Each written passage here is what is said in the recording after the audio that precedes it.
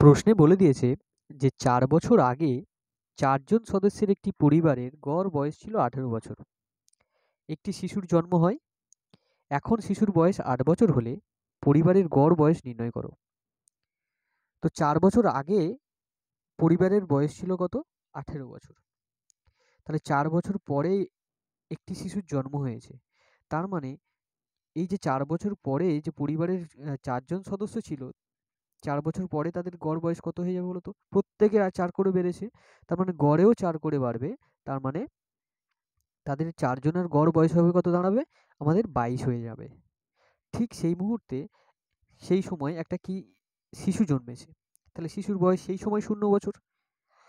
কিন্তু জানতে চেয়েছে এখন শিশুর বয়স হচ্ছে ৮ বছর। তাহলে শিশুর বয়স বেড়েছে কত? ৮ বছর। তাহলে এদের গড় বয়স কত বাড়বে? বাকি ৪ জনের গড় বয়স বাড়বে ৮ বছর। তাহলে বাকি ৪ জনের গড় বয়স হয়েছে কত? ৩০। আর শিশুর বয়স এখন হচ্ছে ৮ বছর। তাহলে ৪ জনের ৩০ আছে, তাহলে ৪ জনের মোট বয়স কত হবে? তাহলে ৪ জনের মোট বয়স হবে ৩০ ইন্টু ৪ অর্থাৎ ১২০। আর শিশুটার বয়স হচ্ছে ৮। তাহলে সবার বয়স কত?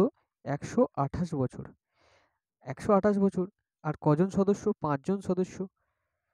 তা ডিভাইড করলে আমাদের অ্যান্সার হবে 25.6। আমাদের অ্যান্সার হবে 25.6। এটাই হবে আমাদের অ্যান্সার। আশা করছি বোঝাতে পারলাম। Thank you.